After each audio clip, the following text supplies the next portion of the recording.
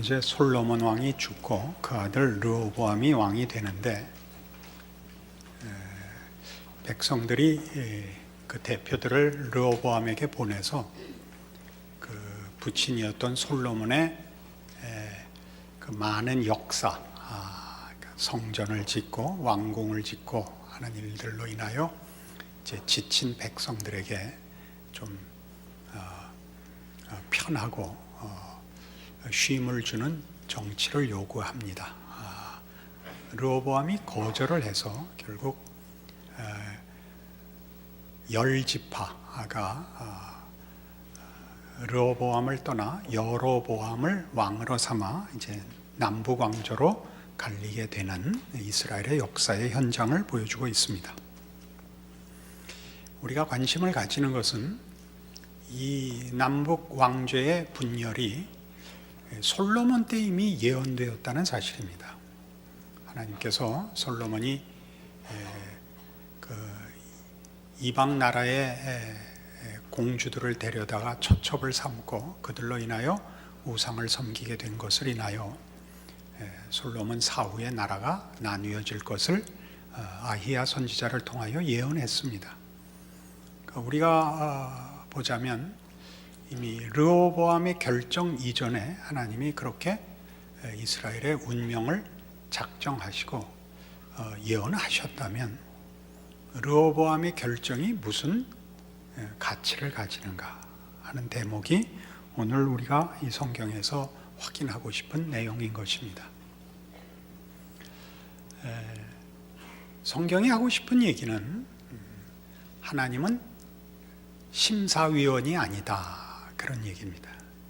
우리가 다 한 다음에 평점을 매기거나 또는 그 한 일에 대하여 보상하는 차원에서 상을 주거나 벌을 하는 분이 아니라 그 매 결정과 그 사건에 개입하시고 함께 오셔서 씨름하는 분이시다 하는 것이 오늘의 중요한 내용입니다.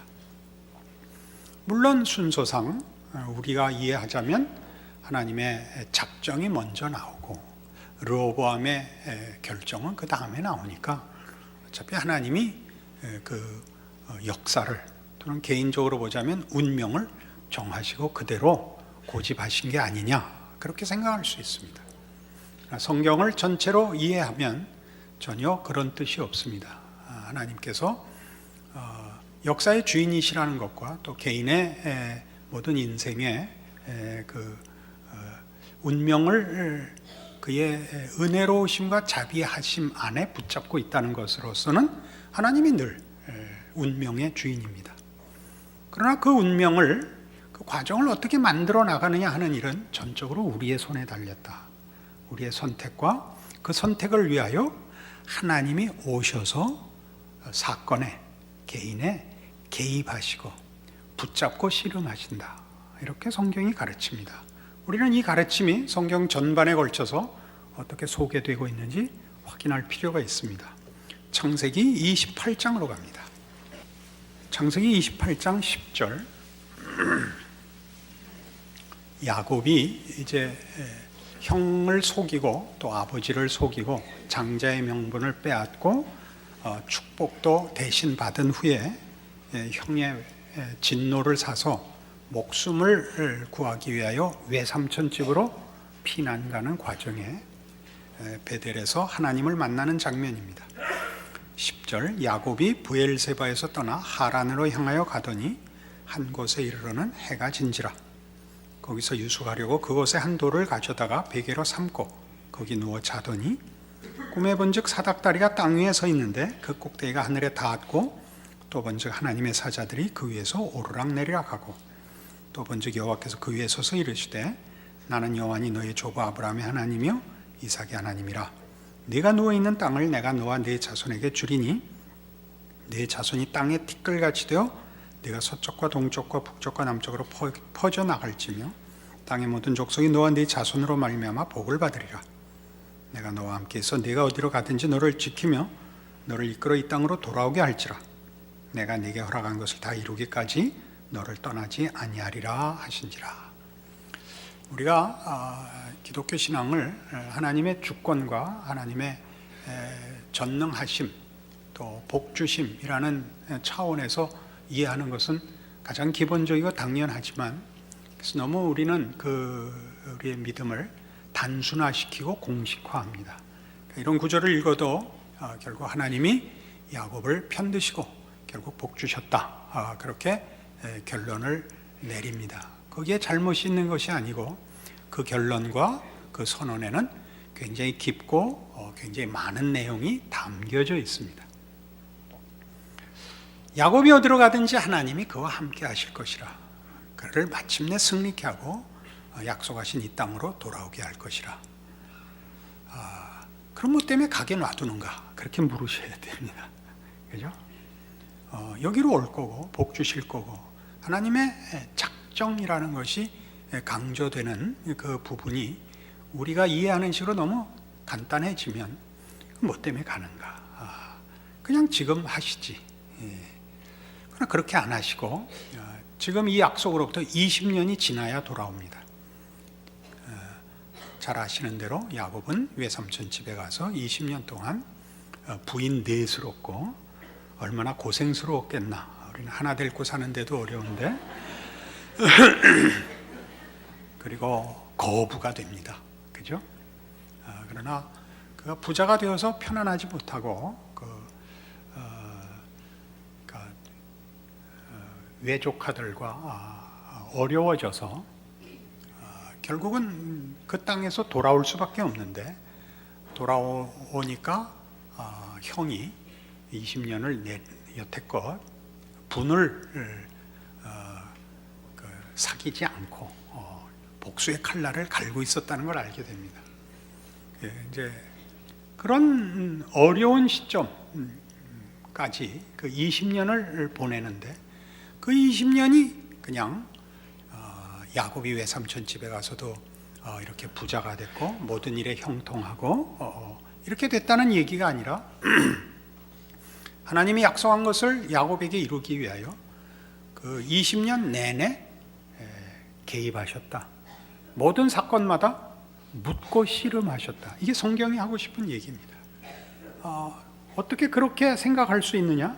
20년 후 32장 약복 나루토 사건이 그것을 증언하고 있습니다. 32장 22절, 밤에 일어나 두 아내와 두 여종과 11 아들을 인도하여 약복 나루를 건널세. 그들을 인도하여 시내를 건너가게 하며 그의 소유도 건너가게 하고 야곱은 홀로 남았더니 어떤 사람이 날이 새도록 야곱과 씨름하다가 자기가 야곱을 이기지 못함을 보고 그가 야곱의 허벅지 관절을 치매 야곱의 허벅지 관절이 그 사람과 씨름할 때 어긋났더라. 그가 이르되 날이 세려하니 나로 가게 하라. 야곱이 이르되 당신이 내게 축복하지 아니하면 가게 하지 아니하겠나이다. 그 사람이 그에게 이르되 내 이름이 무엇이냐? 그가 이르되 야곱이니이다. 그가 이르되 내 이름을 다시는 야곱이라 부를 것이 아니요 이스라엘이라 부를 것이니 이는 내가 하나님과 및 사람들과 겨루어 이겼음이니라. 야곱은 지금 진퇴양난입니다.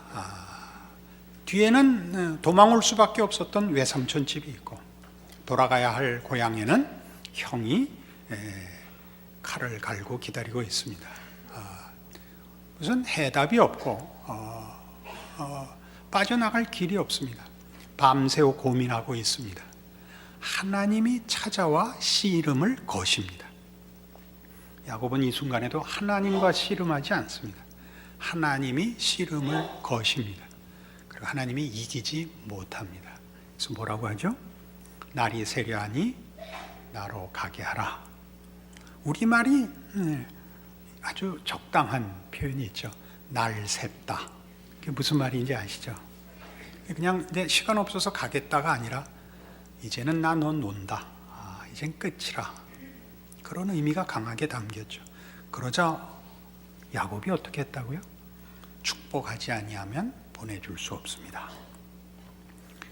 이 장면이야말로 하나님이 야곱에게 한 약속을 이루기 위하여 그 과정에서 어떻게 늘 개입하셨는가를 잘 보여주는 장면입니다. 축복해 주십시오. 내 이름이 뭐냐? 야곱입니다. 야곱이라는 이름은 의역을 해서 약탈자라는 뜻입니다. 그는 그의 필요를 자기의 힘으로 채웠던 사람입니다. 강도지요. 축복하라고 합니다. 하나님만이 주실 수 있는 것, 하나님이 주셔야 되는 것을 요청하는 자리에 들어섭니다. 거기에서 드디어 네가 이겼다가 나오죠. 네가 이겼다. 뭘 이겼을까요? 야곱아, 너 잘했다. 너 잘했다. 그거다 바로. 이게 그의 이름을 이스라엘로 바꾸게 하는 하나님의 진정한 하나님의 칭찬입니다. 야곱의 전생에 걸쳐서 하나님은 사사건건 하나님이 야곱과 씨름을 거셨죠. 야곱은 눈치채지 못했던 것 같습니다. 28장에 나타나는 이 베델 사건에서도 야곱은 자고 있었고 하나님은 그를 찾아 오신 것입니다. 우리의 생애에 하나님이 우리에게 하신 약속들, 하나님의 선하심과 의로우심과 허락하신 구원과 우리를 승리케 하시겠다는 모든 약속들과 허락하신 믿음을 위하여 하나님은 어느 한순간도 우리를 놓아두는 적이 없습니다. 하나님은 개입하십니다. 그러니까 우리가 만나는 모든 사건과 모든 순간이 다 하나님이 나와 하나님과의 관계를 묻는, 하나님의 약속을 묻는 믿음과 인도하심의 씨름이라는 걸 기억하셔야 됩니다. 왜 그러셔야 되는가? 사랑하시기 때문입니다. 하나님의 고집을 지키자는 것 아니요, 하나님의 자존심을 채우자는 것 아닙니다. 사랑하기 때문입니다. 사랑이 뭔데요? 사랑은 자유롭게 사랑하고 자유롭게 반응해야 됩니다. 사랑은 굴복시킬 수 없습니다. 사랑은 강요할 수 없습니다. 그리고 사랑은 외면할 수 없습니다. 이것이 기독교 신앙. 하나님이 우리를 사랑하신다는, 우리를 구원하신다는, 우리 보고 하나님을 믿고 순종하라는 그 모든 표현의 뿌리입니다. 사랑하지 않는다면 기독교 신앙은 훨씬 쉬울 것입니다. 훨씬 쉬울 것입니다. 그리고 우리는 하나님 앞에 기계적인 존재로 전락할 것입니다. 이사야 43장에 가시면 이 문제는 한 개인에서만이 아니라 이스라엘이라는 한 국가의 역사 속에서도 이렇게 분명하게 드러납니다. 1019페이지 이사야 43장 1절입니다. 여러분들 좋아하시는 말씀이니까 익숙하실 텐데 그 뜻은 오늘 좀 더 깊이 있게 이해하시기 바랍니다. 이사야 43장 1절, 야곱아 너를 창조하신 여호와께서 지금 말씀하시느니라. 이스라엘아 너를 지으신 이가 말씀하시느니라. 너는 두려워하지 말라. 내가 너를 구속하였고 내가 너를 지명하여 불렀나니 너는 내 것이라. 놀라운 말씀이죠. 하나님은 우리를 결단코 놓아두지 않을 것입니다.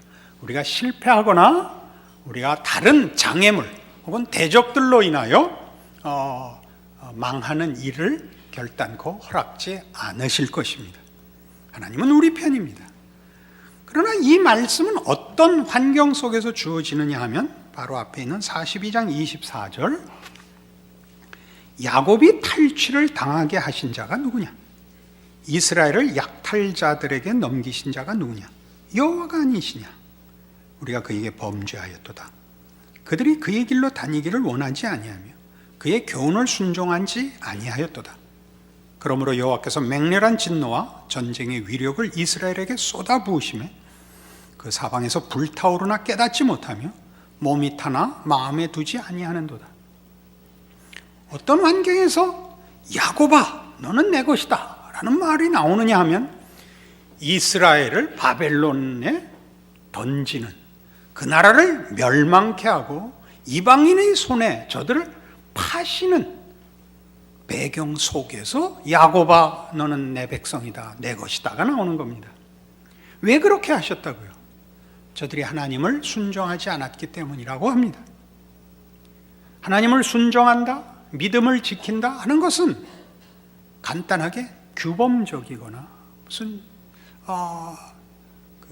신앙적으로 옳다 그르다의 그런 판별을 넘어서는 문제입니다.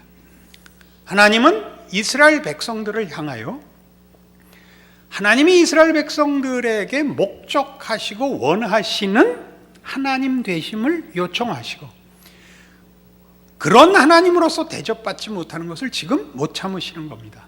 사랑이 가지는 분냄입니다. 하나님이 주술적 대상이 되어 기계적인 예배로 하나님과 거래하는 것을 못 참으십니다.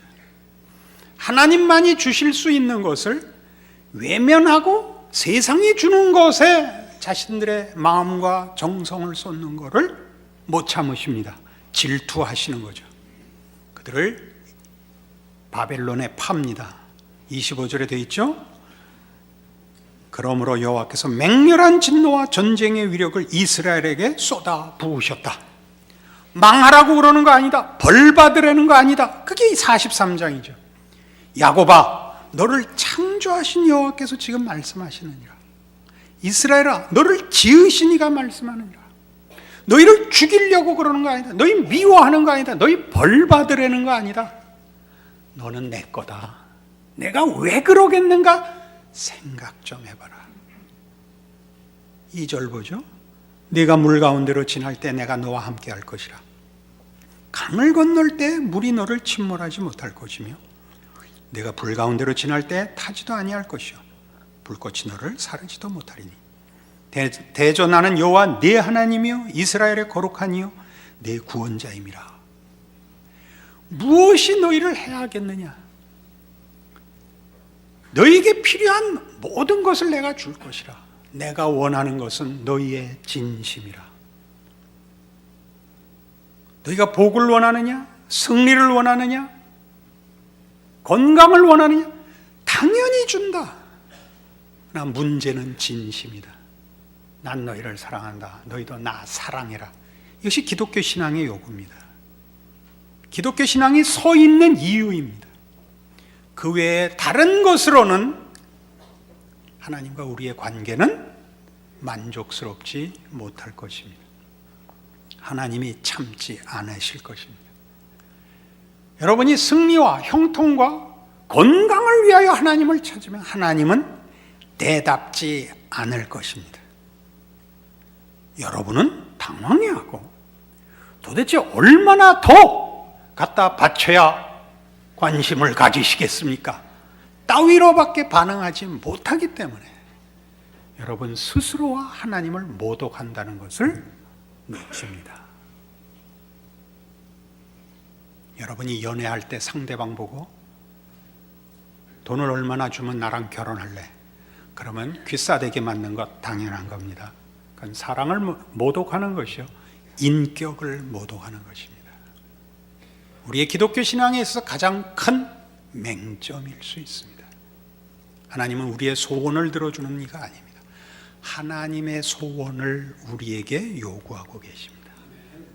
그래서 더 이어가죠. 3절에 보다시피 대저 나는 여호와 네 하나님이요 이스라엘의 거룩한 이요 네 구원자임이라.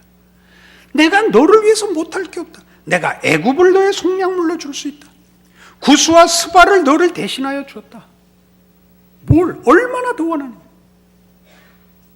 뭘 은하계를 끌어다 주랴? 무지개를 77가지 색깔로 해주랴? 뭐든지 할 수 있습니다. 그런 건 문제가 아닙니다. 뭐가 가장 중요하다? 내 진심을 다오.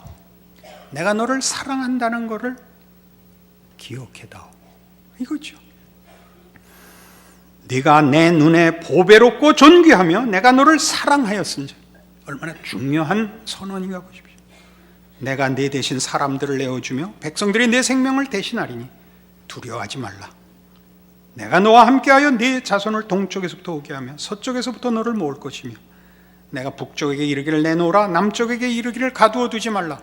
내 아들들을 먼 곳에서 이끌며 내 딸들을 땅끝에서 오게 하며 내 이름으로 불려지는 모든 자 곧 내가 내 영광을 위하여 창조한 자를 오게 하라.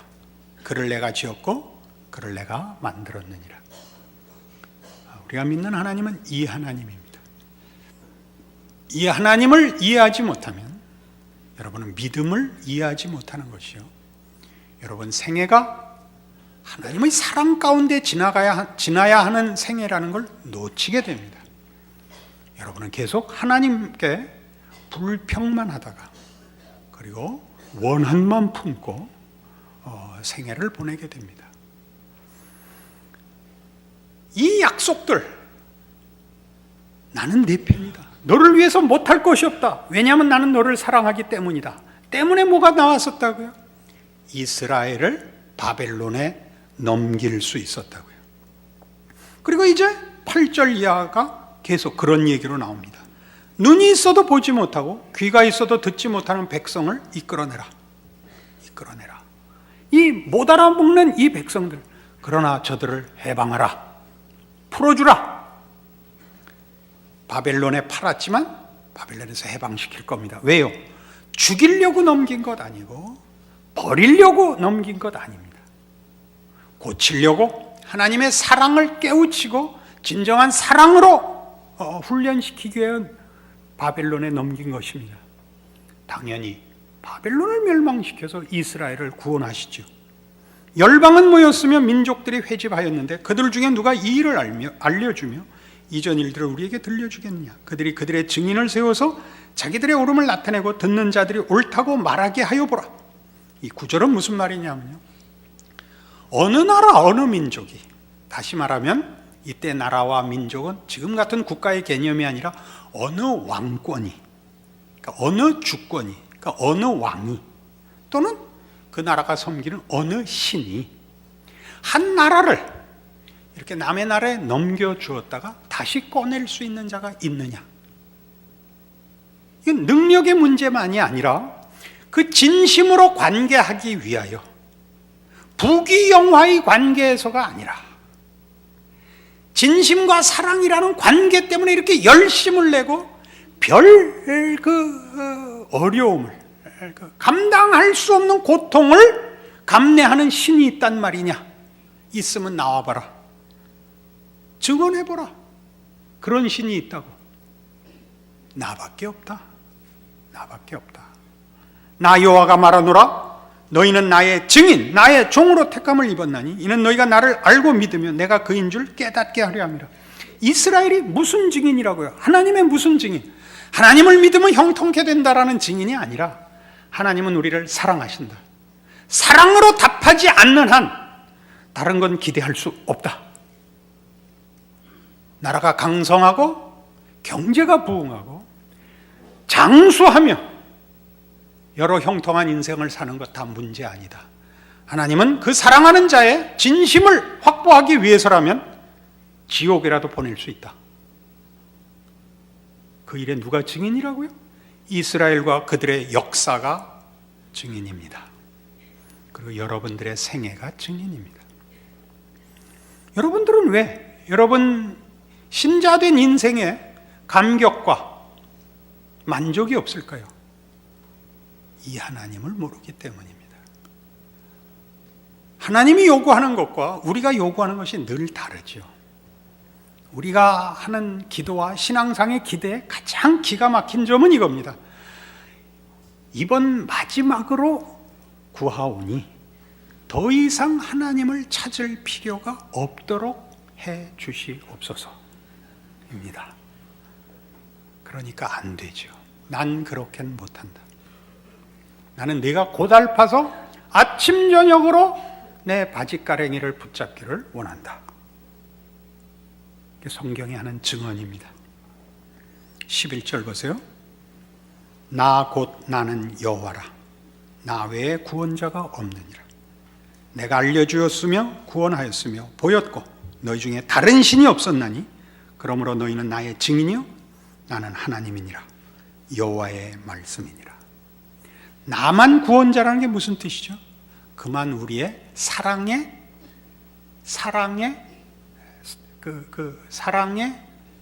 뭐라 그러죠? 그 파트너입니다. 하나님만이 우리의 배우자이십니다. 다른 무엇으로도 이 사랑의 배우자를 대신할 수 없습니다. 이사야 48장에 가면 지금 우리가 나누고 있는 이 내용에 아주 너무나 적절한 표현이 나옵니다.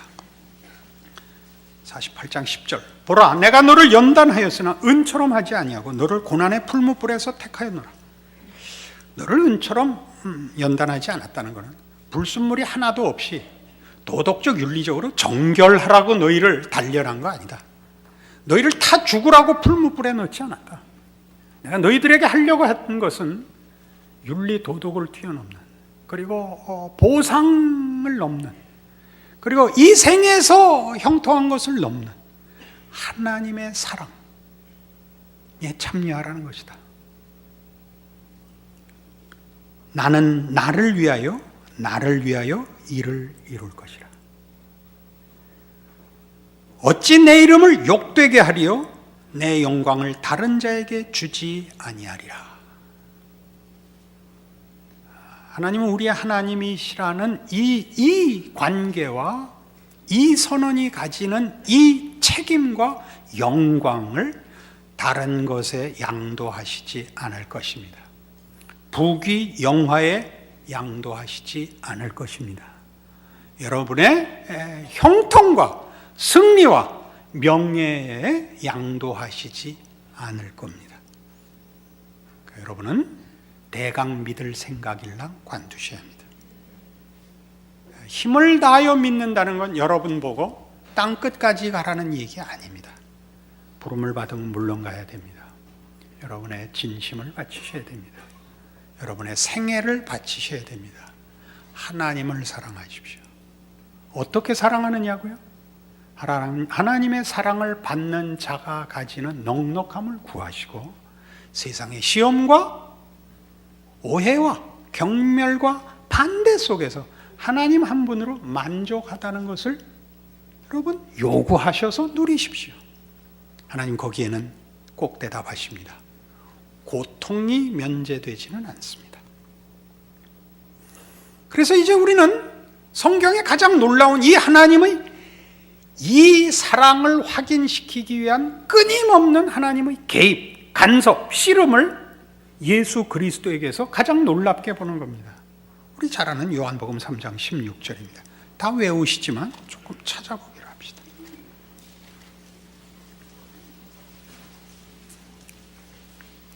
요한복음 3장 16절. 하나님이 세상을 이처럼 사랑하사 독생자를 주셨으니 이는 그를 믿는 자마다 멸망하지 않고 영생을 얻게 하려 하심이라. 하나님이 그 아들을 세상에 보내신 것은 세상을 심판하려 하심이 아니요 그로 말미암아 세상이 구원을 받게 하려 하심이라. 예수를 주시고 예수를 보내십니다.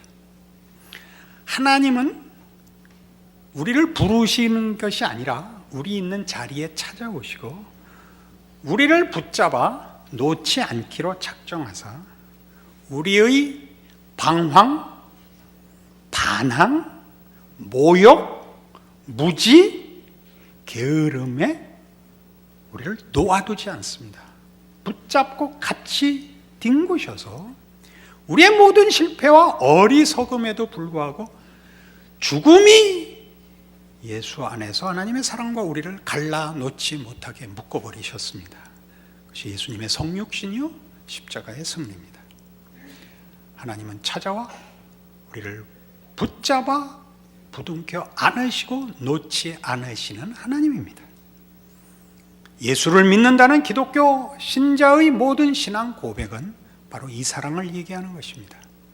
우리의 못난 것에도 불구하고 하나님이 우리를 사랑하사 우리를 붙잡고 놓지 않으시는 찾아오시며 붙잡아 하나님의 품으로 인도하시는 그의 손길입니다. 이 간섭과 인도와 이 씨름을 중단하는 시간은 없습니다. 우리가 모르고 있을 뿐입니다. 여러분의 삶을 이런 하나님의 말씀을 근거로 하여 이제 자세히 깊이 하나님 앞에서 자신을 돌아보는 그런 식의 삶을 이제 가지셔야 됩니다. 이 사건에서 하나님이 날 뭘 요구하시는가? 어떻게 하나님이 개입하시는가? 세상과 타협하지 않고 세상이 주는 간단하고 허망한 대안에 나를 팔아먹지 않기로 해야 합니다. 그래서 윤리적이고 도덕적인 성격을 가지지만 본질은 그렇지 않습니다. 본질은 사랑의 싸움입니다. 우리는 진실로 행복한 자라는 것을 알게 됩니다. 신자의 현실은 여전히 어렵습니다. 그러나 세상이 줄 수 없는 행복과 만족과 하나님께서 그의 영광으로 불러내신 신자의 진정한 영광을 깨우치게 됩니다. 여러분을 하나님의 사랑에서 끊을 것이 없습니다. 기도하십시다. 하나님 아버지 은혜를 감사합니다. 하나님의 하나님 되심을 예수 안에서 믿고 고백하는 자리에 선 하나님의 자녀가 된 것 감사드립니다. 그 사랑을 입고 있는 것 확인합니다. 사랑에 답할 줄 아는 믿음과 신앙 되게 하여 주시옵소서. 하나님의 뜻을 따라 사는 것, 성경에서는 그것이 하나님을 사랑하는 방법이라 했습니다. 도덕성을 위하여, 자존심을 위하여가 아니라 하나님의 사랑을 받고 믿음으로 답하는 복된 삶을 사는 자로서의 영광을 누리기 위하여 순종하게 하옵소서. 그리하여 이 세상에 살지만 하나님의 백성으로 사는 참다운 만족과 기쁨과 자랑을 누리는 생애가 되게 하여 주시옵소서. 예수님 이름으로 기도합니다. 아멘.